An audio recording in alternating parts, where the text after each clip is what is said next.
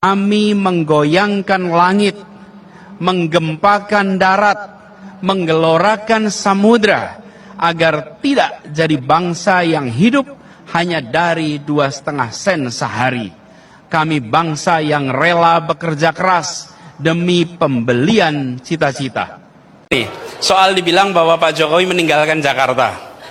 Meninggalkan Jakarta. Coba siapa yang pernah baca naskah Sumpah Gubernur DKI? Pak Jokowi juga dikatakan boneka. Katakan boneka. Kalau saya tanya di sini pasti semuanya bilang bukan, ya kan?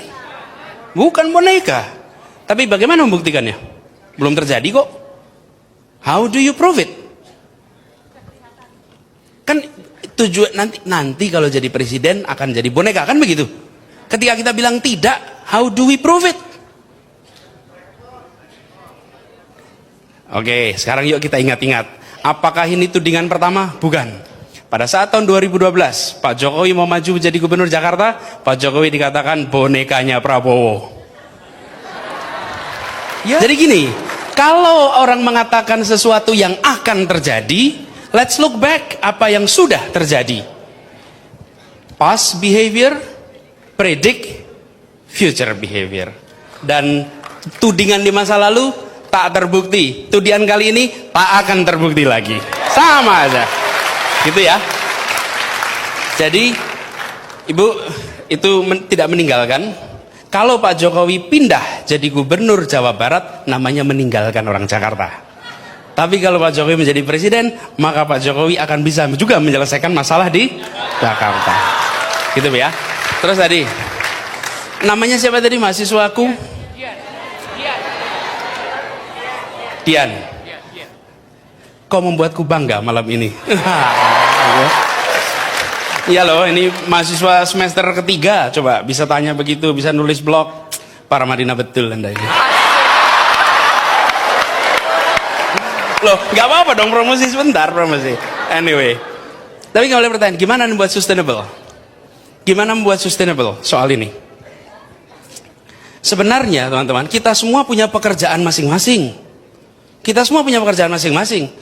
Ada yang punya profesi, jam 8, jam 5 ada pekerjaannya. Nih Anies, saya, kayak contoh nih. Saya seorang ayah. Saya seorang suami. Saya seorang rektor. Tambahin lagi, saya ada aktivitas sosial, aktivitas macam-macam disebut. Tapi satu yang jarang kita masukkan di dalam posisi itu adalah saya warga negara Indonesia. Itu yang sering gak muncul.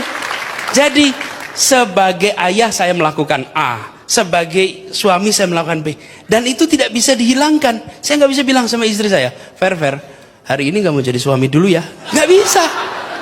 You can do that 24 hours. Tapi sering kita tidak memasukkan di dalam komponen tugas kita sebagai manusia yang berada di Republik ini, bahwa kita warga negara Indonesia dan kita harus berbuat sesuatu untuk Indonesia. Itu yang harus dimunculkan. Tapi teman-teman, itu nggak otomatis. Itu hanya mau terjadi kalau ada istilahnya tadi momentum. Momentum itu bisa dijaga jika ada kepercayaan pada yang memanggil. Pikir Pak Jokowi misalnya ya, satu saat beliau terpilih. Yuk kita se-Indonesia melakukan A, melakukan sesuatu. Mau nggak kita bergerak? Mau, karena kita tahu this is not about him, this is about all of us. Karena itu kita mau melakukannya.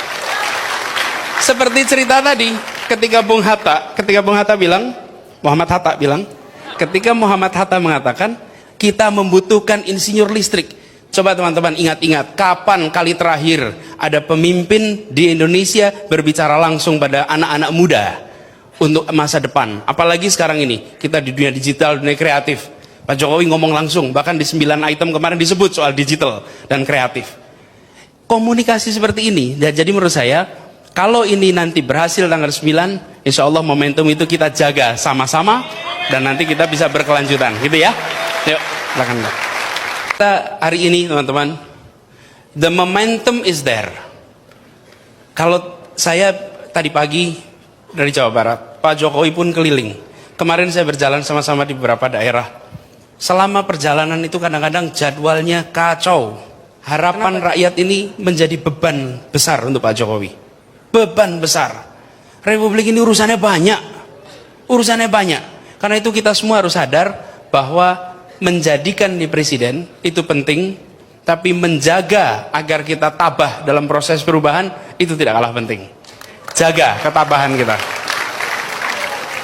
Kita ini mau cari nahkoda kapal tanker. Nahkoda kapal tanker. Kapal tanker yang panjangnya 1 kilometer. Kalau mau belok beda sama speedboat. Speedboat panjang 5 meter. Anda belokkan kemudinya, saat itu juga belok. Kalau Anda naik kapal tanker, panjangnya 1 kilometer, lalu Anda mau merubah haluan, Anda harus merubahnya beratus-ratus kali. Baru pada kilometer ke-10 itu nampak belok. Dari 0 sampai 10, kita harus tabah dan percaya bahwa we are going to the right direction. Itu yang dilakukan. Jadi, now, apa yang harus dilakukan? Ada begitu banyak relawan. Relawan jangan hanya mengandalkan jari untuk mendukung Pak Jokowi dengan tweet, dengan nulis di keyboard. No, mulai sekarang sampai tanggal 9, go out and get to vote. That's number 1. Keluar, jalankan sekarang, saatnya. Anda naik kendaraan umum, bicara soal Jokowi. Anda dekat ke rumah, lingkungan, bicara Jokowi. Kalau yang mengatakan adalah orang yang terpercaya, people listen. Mereka lebih percaya orang ngomong daripada dengerin iklan. Dengerin iklan, jauh lebih powerful. Dan lalu katakan, kenapa saya pilih Jokowi? Bawa modal itu. Kemudian teman-teman, get out betul. Ajak untuk terlibat, ajak untuk nyoblos. Kalau masih belum ada persyaratan-persyaratan, surat-suratnya beresin sesegera mungkin. Jangan sampai ada yang terlewat. Dan bikin target. Bikin target. Kalau usul saya, supaya target itu bisa terkontrol, bikinnya as a group. Misalnya saya, Rene, ada Edward nih di sini. Kita kumpul bertiga. Rene berapa orang, saya berapa orang, Edward berapa orang. Ayo kerja 5 hari. Habis itu ketemu lagi. Udah dapat berapa? Kalau targetnya diri sendiri, meleset pun kita nggak ngomong ke siapa-siapa. Tapi kalau dijadikan grup, ada Jadi, teman-teman, nomor 1 itu, get out to vote. Yang kedua, usul saya pada saat tanggal 8 malam, Anda sudah mengkonfirmasi teman-teman yang akan nyoblos. Jadi 8 malam Anda konfirmasi, teleponin, SMS-in, kontak, jangan khawatir dan jangan malu. Ada pendukung tempat lain yang malu, tidak mau mengungkapkan dukungannya. Bagi orang yang mendukung Jokowi, tak ada beban moral sedikit pun untuk mengatakannya. Tidak ada.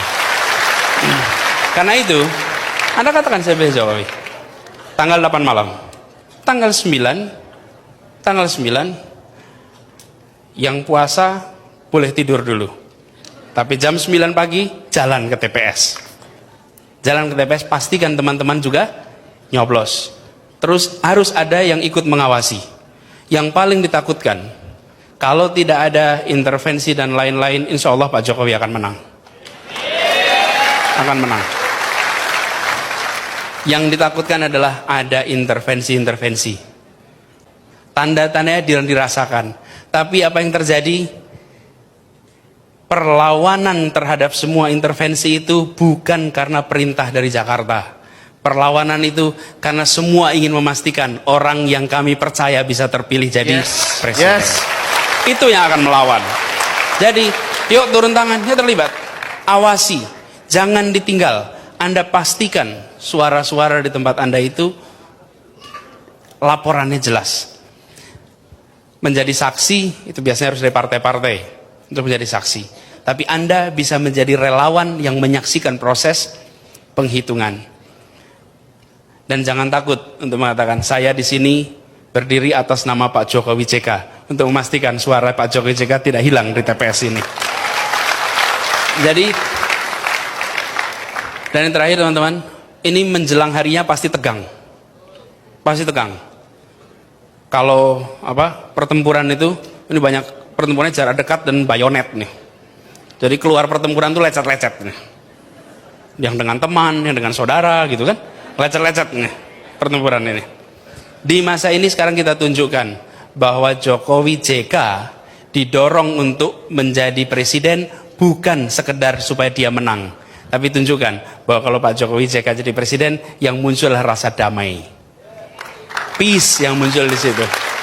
Jadi sekarang pendukung Jokowi JK tunjukkan supaya yang di tengah ini juga melihat, kalau pendukung-pendukungnya saja kasar, pendukung-pendukungnya saja tak bersahabat, apa yang kita bisa harapkan 5 tahun ke depan? Nanti kalau saya mengkritik pemerintah, tidak ada pemerintah bebas kritik. Apa kehebatan Anies? Apa kehebatan beliau? Anies ini kalau bagi saya ini kebetulan ketua Dewan Mahasiswa UGM. Ya. Anies itu ketua SNPT, Senat Mahasiswa Perguruan Tinggi UGM. Itu bagi kami aktivis pro demokrasi, dialah benchmarking untuk memimpin bangsa. Seorang yang memiliki kapasitas, integritas. Anies adalah intelektual organik yang benar-benar mendedikasikan dirinya untuk kemajuan peradaban, memiliki retorika yang baik, memiliki jejak rekam yang baik, dan ini adalah sebuah historical republikan yang berlanjut. Jadi Anies adalah orang yang mendedikasikan dirinya, Indonesia mengajar, kepada kebajikan-kebajikan republik. Terima kasih. Ini orang paling hebat ini. Paling hebat. Selamat datang. Kami ucapkan kepada Bapak Anies Baswedan, selamat datang di Kabupaten Garai. Selamat datang Presiden Republik Indonesia 2024 di Lampung Dukuh, ya rumah adat masyarakat Lampung yang satu-satunya ada di Provinsi Lampung. Salam sejahtera. Seperti normalnya Jakarta, pasti ada sebuah peristiwa yang terjadi di hari itu. Nah, yang perlu kita lihat adalah bahwa kualitas udara itu tidak ada pembatasan KTP administrasinya. Jadi tidak ada pembatasan KTP administrasinya. Neng nang, nang nang, Ki lakon apa to iki? Kok geding aku, Pah. Lakon apa to yo? Yo, coba yo. Oh dunia, sungguh kamu mempesona, indah tiada tara. Oh dunia, wong dunia, weh wong dunia. Ih, teman, angel mas, angel. Warga Jakarta bisa memiliki rumah secara kredit dengan DP 0%. Kita akan menggunakan fasilitas bank untuk bisa mereka melakukan itu, Bank DKI, dan sudah dibuatkan mekanisme pengaturannya dengan mereka menggunakan tabungan. Itu janjinya apa ya? Janji kami 0 rupiah. Itu janji kita DP-nya. Kalau di dalam diskusi itu namanya memindahkan gawang. Jadi memindahkan gawang itu gini. Tadi misalnya, janji saya adalah DP 0 rupiah. Jangan, kira-kira kalau pertandingan sepak bola itu gawangnya dipindah supaya gol gitu. Jadi supaya bisa mengkritik diganti. Iya. Ya kalau gawangnya dipindahin bukan pertandingan yang fair dong gitu. Ya kan? Itu no moving the goal pass tuh. Apa gitu? Halo ya, saya menanggapi ini ya, Pak Anies ya. Mas, Pak Anies itu waktu jadi gubernur DKI ya, dengarkan ya. Saya kan sering ke Induk ya. Pak Anies juga sering ke Induk, bukan nggak sering ke Induk, kunjungan ke Induk. Tapi saya kaget ya, waktu pagi-pagi 6:30 saya ke Induk. Loh, kok bersih banget, ada apa ini? Pak Gubernur Anies Baswedan mau hadir. Itulah mas. Jadi jangan mau rakyat itu dibohongin terus ya. Jadi kalau mau kunjungan, datang ya, nggak usah dikasih tahu pasar induknya. Jadi pasar induknya acak-acakan tuh tahu sebenarnya gitu. Jadi Pak Anies sering ke induk, tapi ya itu diberesin dulu rapi baru datang. Apakah mau begitu terus rakyat dibohongin? Nggak mau kan? Iya begitu ya. Anies bisa kendalikan air hujan. Kalau gempa bumi itu di luar kendali manusia. Tapi kalau air hujan itu dalam kendali manusia. Pak Anies, apakah sudah berhasil mengidentifikasi sebenarnya masalahnya atau penyebab utamanya itu di mana, Pak? Begini, curah hujan tidak dalam kendali kita. Wait. Tapi kalau air hujan itu dalam kendali manusia. Curah hujan tidak dalam kendali kita. Itu dalam kendali manusia. Tidak dalam kendali kita. Tidak dalam kendali kita.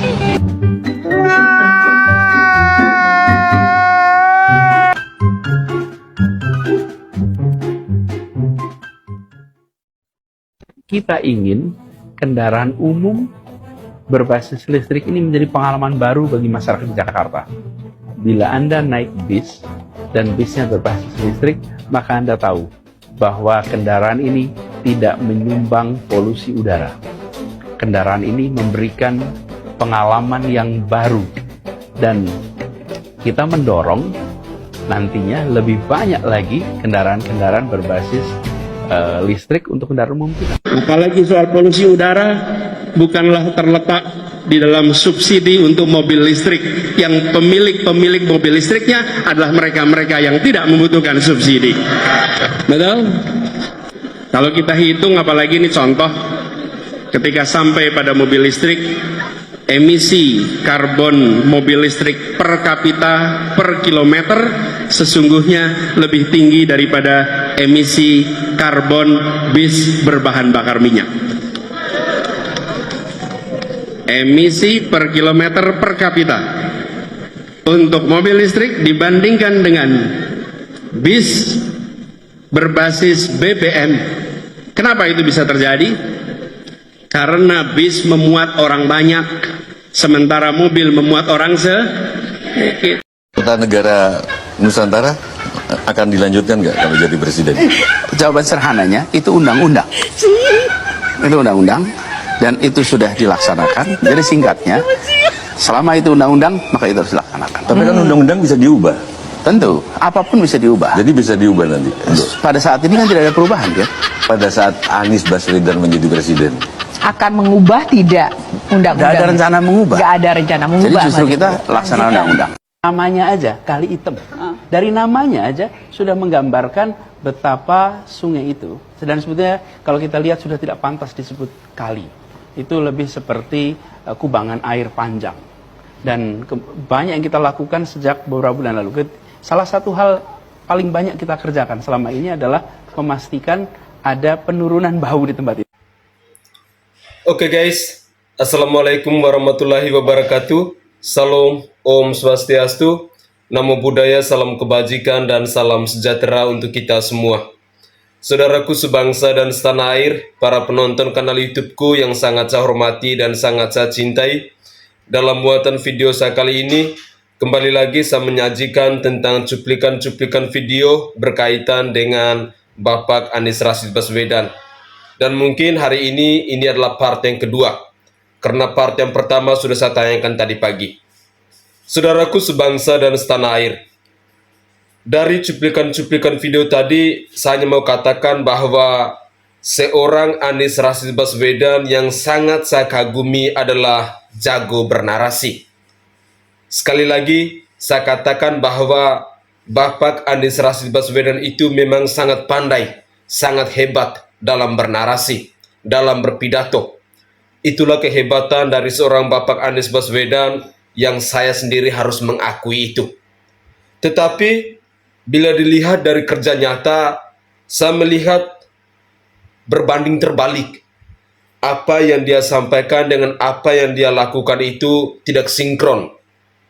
Jadi mungkin ini adalah hal penting ketika saya menyimak video ini dari awal sampai akhir dalam video kali ini.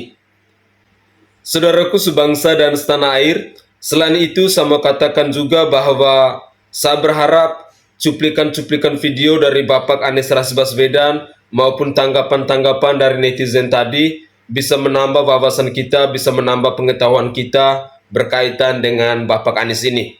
Semoga dengan sajian video-video tadi dapat membuat kita, menyadarkan kita agar semakin lebih mengenal siapa itu Bapak Anies Rashid Baswedan.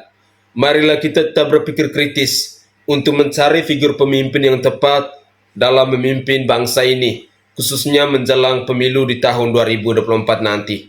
Saya Sainai dari Provinsi Nusa Tenggara Timur, saatnya rakyat jelata harus berani untuk bersuara.